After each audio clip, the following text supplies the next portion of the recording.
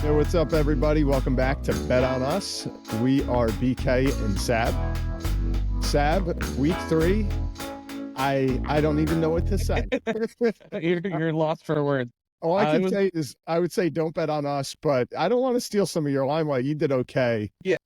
I hold my head in shame. I'm just going to hand it off to you, man. Well, you're not alone, man. Everybody I've seen that does, I guess, similar shows to us, their pick'ems anyway have been brutal. I mean, this has been a very interesting season so far, and I feel like we say that every year with the NFL. It just gets like more and more unpredictable. And through 3 weeks, we've been nothing but unpredictable. I went 8-7 this week, and that's a win. If you go one up above 500, we won't say your record. We won't say your record. It was 5-10. Oops, I said it. But What you was know, it? Say it again. 5-10. Jeez. But that's the thing is we're gonna have weeks like this. I saw a guy that's got 150,000 followers on TikTok. He went 4-11 in his picks this week. So you can't really. It's one of those things. This is a very unpredictable season so far. And I don't think it's going to stop anytime soon either. Yeah. And I'll tell you what, my confidence is not at all rattled. I think I'm going to get, right back on my A game and keep tuning in, guys, because I'm not only going to overtake Sab, but I'm going to impress you. Let's hope you do that because your plays, also your specials, if you will, were 0 for 4, and I went 4 for 4. You know what? Let's talk about, let's shy away from the negative here and let me take over here. So please. 4 for 4 on my weekend. I'm the Chicago White Sox right now. Yeah, exactly. Yeah. Well, no, which we'll get into. And they won last night, and everybody was booing. That was hilarious. I'm seeing that. That's how bad they are. But I mean, if you followed my weekend specials this past weekend, you hit the upset special with the Eagles over the Saints. You hit Marvin Harrison over 59.5 receiving yards. You hit the Yankees on that Saturday night -1.5, where they won 10-0 against the A's, which was pretty much taking candy from a baby. And then the fourth one you took on Monday night, it was the Bills -5 against the Jags, and that game was over by halftime. So 4 for 4. Of course, I didn't parlay them this week. Probably should have, obviously, hindsight. The only one we missed was the Hail Mary play, which was Adam Thielen. Needed him to get 4 for 45. He had 3 for 40 with a touchdown, scored a touchdown at the end of the half, and hurt his hamstring. I mean, all he needed was one catch for 5 yards in the second half, and we would have went 5 for 5, and we would have been all over the place. But that was a pretty good week for me. And look, people wonder, oh, what are you putting on these? They always ask, like, are you betting on all your picks? Sure, we're sprinkling a little. We are for the casual sports bettor, okay? We are not putting we're not putting the amount of a small country on these picks here. We are putting, just that enough. may change if we continue to watch Sab. Right. If I continue to go 4 for 4, we might have to up the ante a little bit. But when you keep it, if you're betting on sports for any other reason than to have fun, you should not be betting. Yeah, that's my disclaimer. Oh no, I like that. I think that's kind of a good footnote that we should put at the bottom of our episodes. I like that too. Sometimes people, they're like, "Oh, BK, he's the man. I'll follow him," and then they lost their shirt this week. But they're probably betting more than we are because we're keeping it interesting, but yet we're keeping it fun as well because it's a long season. It's a long NFL season, guys. That's right. Yeah, and we got to keep enough dry powder available as we figure things out and get into the playoffs. Yeah, there's a whole lot of a way to go. I'm gonna just speak real quick to the 4 weekend specials that I picked. I think you said I was 0 for 4. I'm 0-3-1, Sab. Oh no. I was 1 for 4. I was 1 for 4 as I woke up. We had 5 on there. Okay. Yeah. So what we had, I said that where are they? Just give me a quick moment. We had OK State winning on Saturday, lost by 3. All right, so close game. I mean, it's not like it's crazy. I picked USC again last Saturday. They also lost by 3. So these could have gone either way. They were close. Yes, I was on the losing side on both of those, but close. Then what else did we have? I said that the Rockies and drawing a blank. Rockies, Dodgers. That did go over. Over under 8.5 runs on Saturday. Like I said, we were coming off of Ohtani's monster game. They were rolling. The Rockies stink. They had both kind of weak pitchers up on Saturday. Total was 9. So that was a victory. Don't let me forget that one. I think it was actually 8.5. Yeah, it was over 8.5, so it went 9. Yeah, my apologies. Exactly right. So I was 1 for 4 on my specials, guys. Not that I really want to underscore that, but And then the other one, of course, this one really hit me hard. I thought that the Cowboys would upset the Ravens. If you even want to call it an upset, they were a 1-point dog on Sunday going against the Ravens. That's where I just bet with my heart. I'll be honest. I said, hey, the Cowboys can, take this. You can get even money on that game. And just right out the gates, I mean, they got destroyed, man. No shot. And they tried the most epic comeback in NFL history, but it fell just short. But yeah. We're going to talk about the Cowboys again in a little bit. For we sure. should probably get into that soon, but man, it's tough sledding so far. Yep, just kind of on the honor code here, keeping our accountability. So my weekend specials, I was 1 for 4, where Sab was 4 for 4. So kudos to you. You get that check mark. Yes. And then as we look at NFL Pick'em, which I will be very brief because I do not want to talk about this too much. What did you say I was? 5 and 10 there? 5 and 10, and then I went 8 and 7. But I mean, it's like I said, it's one of those things. It's not predictable by any means. And these teams, you got the Browns losing to the Giants. The Broncos beat the Bucks. Who saw that coming? It's funny. I didn't pick the Broncos in our pick'em, but the pick'em I did for money, I picked the Broncos. So because I couldn't just stay away from them both. But maybe that's the trick for me and my Broncos is going away from them and picking against them, which is I'm probably going to do again this week when they play the Jets. So. Some people do that. Yeah. So you either get the emotional loss and the financial win or vice versa. Exactly. But yeah, just to kind of hone in on some of these games, because despite the record that I had on Sunday and Monday night, it's crazy because, I mean, every one of those you could walk away and it's not like it was a bad pick per se. It was like, what happened? Raiders, Panthers. I even said going into that, I said, if you want an extra bet out of me, I think the Raiders easily cover what I think was like a 5-point spread against the Panthers, who are just in disarray. Andy Dalton comes in and is friggin' Joe Montana, and they wipe him out. Well, that's the thing. Andy Dalton's a respectable quarterback. He has more passing yards in his career than guys like Steve Young, Troy Aikman. He's got a lot of starts under his belt. He's a veteran. He knows how to win. He knows what to do to win. And maybe Bryce Young is the problem in Carolina. I guess we'll see going forward, but that is a tough roster to look at, even outside of quarterback. So I think that was a fluke. And the Raiders are going to Raider, just like the Chargers are going to Charger. The Raiders are going to Raider in the AFC West, and they lose those kind of games. They beat Baltimore last week, and then they go home for their home opener and lose to Carolina. It's just it's such a Raider thing to do. And that's what I was going to ask you. I mean, is that game a fluke, or was Bryce Young really the problem? And if it is, you just feel for the guy because it's like, man, you could not script a worse, opening act for his career. You get benched after they gave up the barn just to be able to draft you.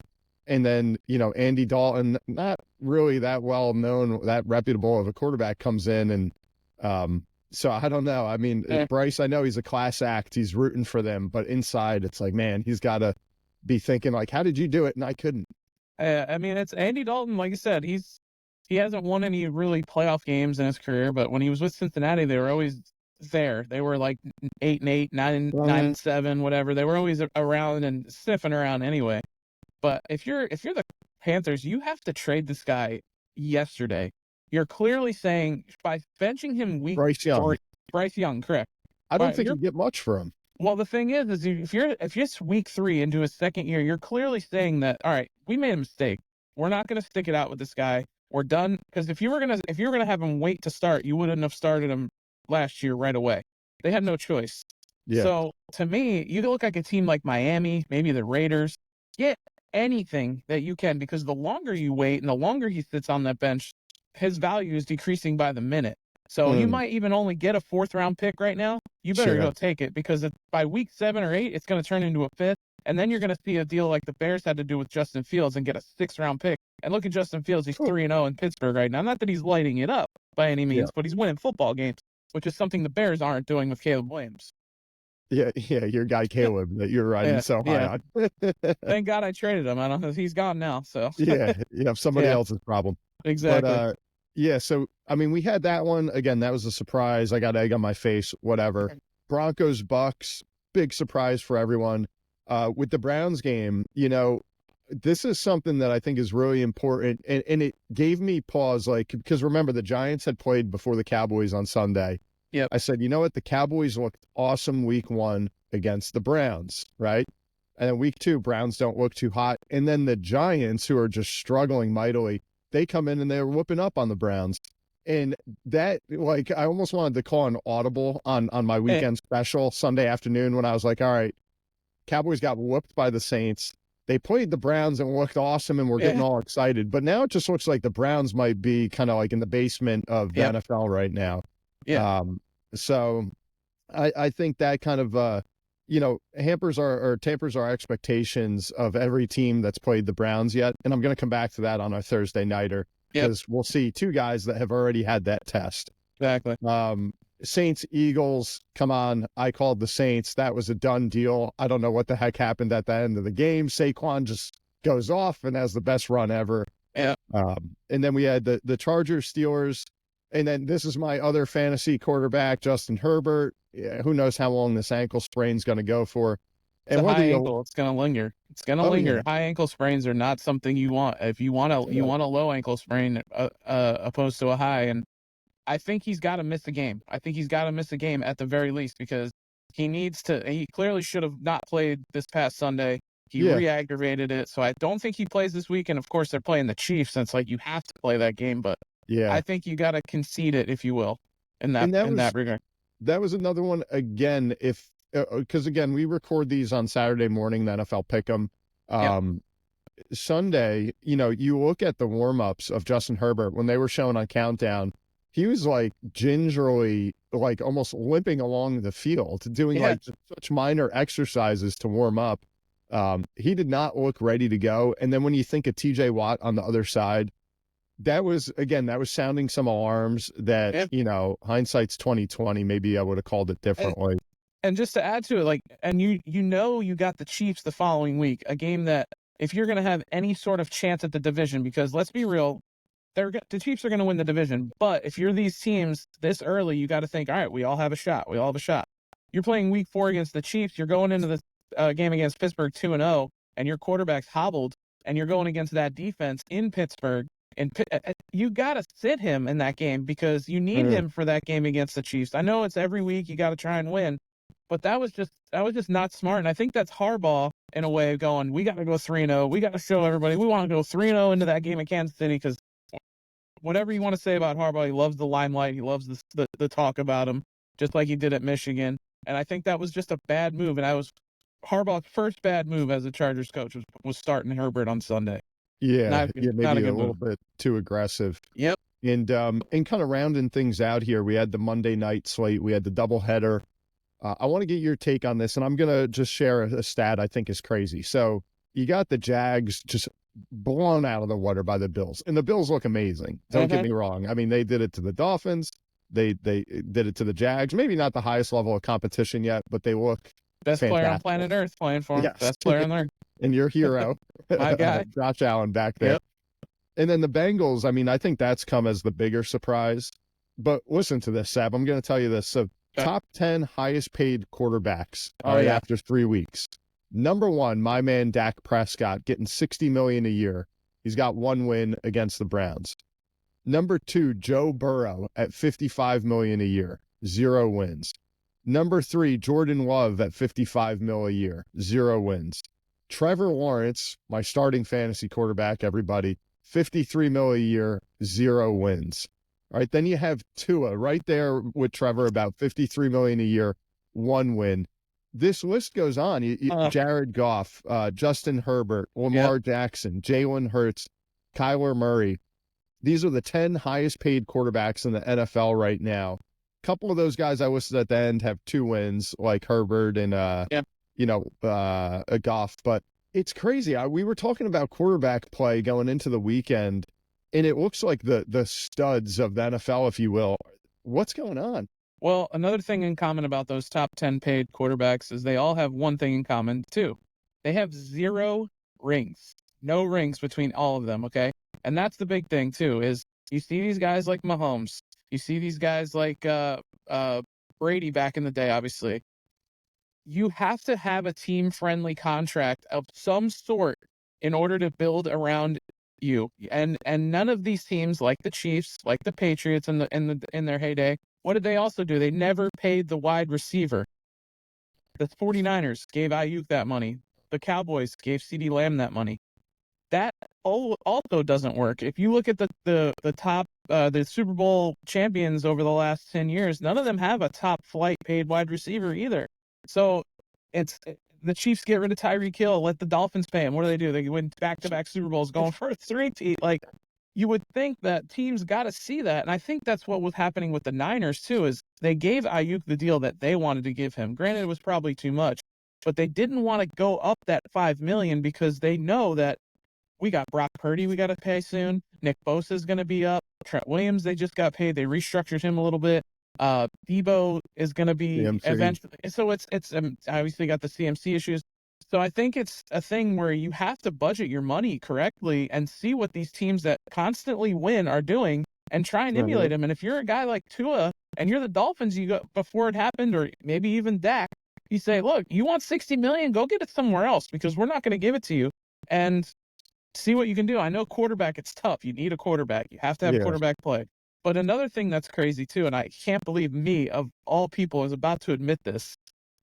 The kicking game has been insanely more consistent than quarterback play. Accuracy on kick of 45 or more are better than completion percentage right now. And that's something I don't want to ever admit. But the kicking game, your boy Aubrey, guys like Tucker, I mean, the kicking game, 40 plus yard field goals this season have been almost automatic, and something we've seen over the past 5-6 years that has declined. Now you got quarterback play. You're lucky to get a guy that have 50% completion percentage in the game. It's rough out there, man. It's rough out there right now for offenses. Real rough. To that point of budgeting, which that was a great insight there, because I think it's something that maybe a lot of fans don't really pay attention to, but then you look at the end product, and I hate to look at the Cowboys, but it's obvious. Everybody's known what Jerry Jones is about. Did you see what he said about Derrick Henry this week? I think so. I think it's the same thing you're doing. So everybody's giving him heat. You know, Derrick Henry just ran all over the Cowboys on Sunday. Probably the main reason that they lost that game. And he was in the running. He wanted to become a Cowboy. The Cowboys had no running back whatsoever. So when they're giving Jerry Jones a lot of heat after the game on it, and he says, well, you're asking me a question like somebody that's in a house looking at a mansion and saying, why don't I live in that mansion? And he goes, it's a money issue. And it's like, well, yeah, it's a money issue because look at what we did for Dak. That you just created. Yeah, you created money issues. If you're it should be this easy, okay? And I know it's easy for us to say that, okay, you want to take $10 million less a year. Like, it's easy for us to say you should do that, because if we're put in that situation, it's going to be hard for us to give it up. But if you're Dak and say, look, we'll give you an extra year on your contract, but we'll give you $50 million instead of $60 million, and we can give you Derrick Henry behind you for the next 2 or 3 years. What do you say? If you're somebody like Dak and you say no to that, I'm letting that guy walk 100% of the time, because you're going to get the same amount of money, but we're going to have to break it down a little more, and make it affordable for your team. And instead, these guys are holding out and they're letting them win. And it's just, it's not something that's, honestly, I think if you're a young guy coming to the NFL, you say, you know what, I want to go for broke and have a banner year and then sign with the Cowboys. Yeah. Because, I mean, that's where you go to get paid, and the team results don't seem to matter all that much. And it sucks because you look at, Dak, obviously. I'm always pulling for Dak, but I feel like he's always letting you down. You got Ceedee, again, awesome receiver, no doubt about it, but he's commanding a fortune. And then Micah. Yes. I love Micah. He's the man, but you can't have just one guy on defense do it all. And sometimes he does struggle a little against the run game. He hasn't been great this year so far. Yeah. Well, and I think my flight prediction, I think he's the one that ends up being the one left out. I don't think they're going to pay him. I think that's what's going to happen. I think you're going to see him. He commands so much attention from the offense when it comes from a blocking standpoint, and his numbers are going to suffer because of that this year. And I think that's going to be the Cowboys' reasoning for letting him go. Personally, maybe now he could use the franchise tag on him next year. We'll see what happens. But I mean, it's not a good situation right now for the Cowboys, especially this season. If they don't produce this season, you go into this season giving those two guys that money, and you don't win the division, or you're a wild card team, you're out in the first round. It's gonna be a lot of, McCarthy's out of there for sure. Oh yeah, He's no, gonna be I'm the kind of fall used guy to it. for sure. And you He's saw gonna, Stephen A. was, the ultimate Cowboys oh hater, yeah, but he was really beating the drum over the weekend that the Cowboys need to stop everything and hire Bill Belichick immediately. I think they're going to next year. I think that's what's gonna happen. I really do. I really think they're pushing that. I don't know. With Jerry Jones, you never know. You never know. But yeah, and Jerry cares about his brand. He cares about the amount his franchise is worth over winning football, and that's been clear over the last 30 years. So, but maybe we should get into that TNF game now, since we are on the Cowboys. Yeah, since we're on the subject, I think we've recapped week 3 enough. I will give the victory to you, Sab. Kudos. Bravo. Thank you. This one, not my best performance. Here's to many. Yes. No. I'm looking forward to week 4, man. It's a new week. Yes, sir. And I'll tell you what, people are probably going to laugh when they hear this after everything that was just said. Right. But we're kicking off week 4. We'll just focus on Thursday, which has been our time to shine as a show. Bet on us. We dominate Thursday night. I'm going to start with the Cowboys covering the spread. All right. And let me tell you why. So Sunday night, when I looked at it, Giants get their win. Everybody's riding high. It was the Browns. All right. We've seen how bad the Browns are right now. I don't think you have any consistency out of the Giants. People are getting pumped about their new receiver neighbors. Yeah, guy's awesome, but he's not a one-man wrecking crew. I heard on a talk show on Monday morning that he can take a below-average quarterback and almost make him look average. Yeah. And I thought that was pretty accurate, and that's the best you're going to get out of Daniel Jones and the Giants offense. Absolutely. The Cowboys went wild on the Browns offense, with the pass rush. The Giants did the same thing, but that's where the Cowboys like to be. They like to be ahead. They like to let those guys let loose, start getting the blitz scheme going. I've been at the past 2 season openers of the Cowboys-Giants, and the Cowboys have wiped the floor with the Giants. And I think you could see that again on Thursday. Yeah, both teams haven't shown us a whole lot other than nice performances against the Browns.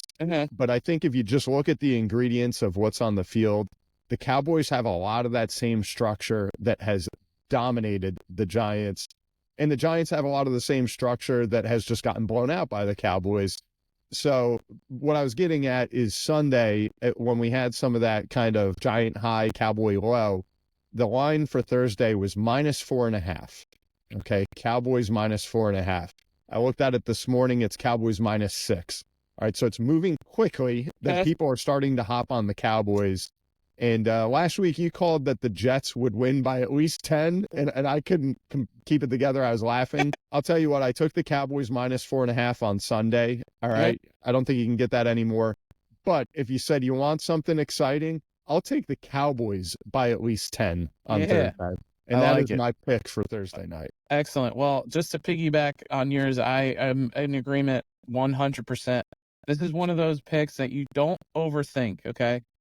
The best thing for this game coming into it was that the Cowboys lost in a bad way and the Giants won in a good way against the Browns, because we saw the best we're ever going to see out of Daniel Jones this past Sunday. And he does not play well against the Cowboys, especially at home.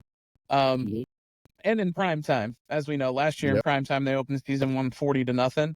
I don't think it'll be 40-0, but I did get the Cowboys -4.5 as well. It's -5.5 right now on Hard Rock, depending on where you look. But Caesar's still, what I was looking at from Caesar Sportsbook, still says 4.5. I don't know if that's accurate or not, but either way, even if it's 6, give me the Cowboys all day. I think this is another one of those blowout Thursday night games, probably. I think they win by 2 touchdowns. I'm not going to go ahead and go as far as you and say I'm going to bet -9.5 or anything like that. But I think the Cowboys win big. And another one I'm sprinkling in, too, because you threw Aaron Rodgers passing yards last week. I like Ceedee Lamb over 81.5 yards on Thursday. I think this is the Dak CD game. I think he might hit that by halftime. I really think they're going to just force feed him the ball. I don't think they have anyone on the Giants secondary that can cover him, or even 2 guys. And I think it was a wake-up call for the Cowboys, because you're looking at your 1-2. You're looking at Washington Monday night, that huge win they had. Jaden Daniels looks like the guy that should have went first overall. Holy cow. Man, what a talent he is. Let's pray that they keep him healthy, unlike they did with RG3. Granted, half was his fault, but And then the Eagles with that big win against the Saints, they're 2-1. So if the Eagles go to Tampa didn't look great. Obviously, Denver just went in there and rolled them. If you're the Cowboys and you somehow lose this game, you're 1-3 and you're in the cellar in the NFC East looking up at the Giants and Washington, not just Philly. And then you're going to have insane amount of panic in Dallas. Every news feed is going to go crazy. I think this is one of those games where they flip the switch. Just looking as bad as they look Sunday, they're going to look great on Thursday. What teams respond on Thursday night? I think it's going to be the Cowboys this week. And Malik Neighbors, yes, he's a great talent. He might get his 100 yards even, but he can't run the football and he can't play defense. So I think give me the Cowboys. I'm looking at like a 31-17 kind of game, I think, for the Cowboys, but definitely take the Cowboys in the points and take Ceedee over receiving yards. Definitely love the Cowboys. We haven't had much success betting the Cowboys in the past, but I think that stops on Thursday. Agreed. Yeah. I think our Thursday night mojo trumps the Cowboys performance. Absolutely. Yeah. Absolutely. And one thing, just to kind of, slam home some of the points that we already made, the Cowboys like to play to their storylines. And when they have a chance to kind of turn the script for the positive, it's like they want to drive it home with an exclamation point. So you got McCarthy's on the hot seat. If he can win by 10 and coast, he's not going to do it. He wants to win by 25 and just really kind of flip the script in Dallas that, hey, we're here, we're ready to go, and get that kind of false excitement there because it's like, hey, look what they did it against. Buy himself a few more weeks. Yep, absolutely. Exactly. And then look what happens the following week. But I think the same goes for Dak and Ceedee. You saw tension on the sideline, Ceedee screaming, get me the ball. Dak obviously wants to. This is one of those games where if he can kind of keep him happy and get that stat line up, like you said, I think that happens.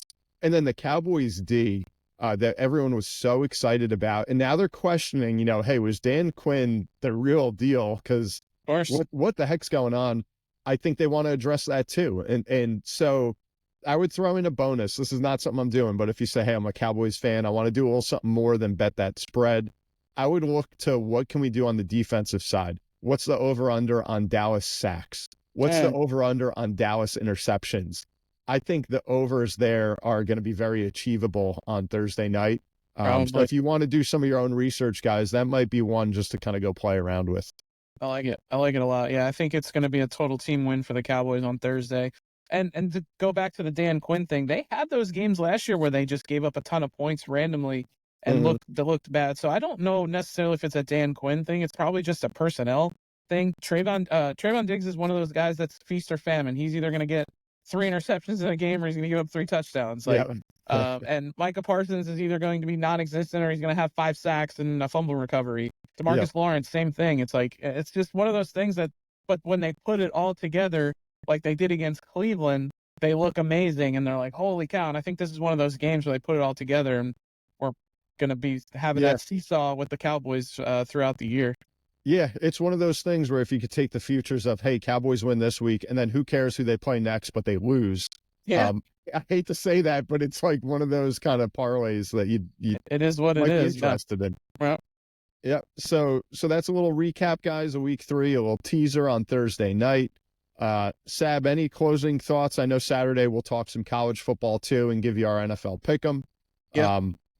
But anything? Nothing else really. I mean, we kind of hit it all. I am looking forward to Saturday. This will be the first week that when we put our weekend specials in that I will have a college football pick, and that's one I've been waiting for a few weeks, and I cannot wait to go crazy on. So you have to wait and see on that one, but I'm pretty sure everyone can figure out which game it is. There's a huge game in the SEC coming up this week, so. Oh yeah, so that's going to be fun. Yeah. So I'm looking forward to that. I'm looking forward to hopefully my Broncos building off a win. I know they go to the Jets. We didn't get much time to talk about him, but I mean, Bo Nix finally looked pretty comfortable back there. He was just awesome on Sunday, and against a Tampa Bay defense that's not exactly terrible. I mean, they're respectable defense, but he's really going to have a tough task at the Jets with that defense coming up. It'll be interesting to see how he does there. I don't expect us to win. But again, this isn't a season about us winning. It's about do we have our quarterback. Even if we go 4-13, if Bo Nix looks like the guy, I'm happy. So that's where we're at in Denver now. But I'll take it. So we'll see what happens. I think he's definitely cause for excitement. I like what I see out of him.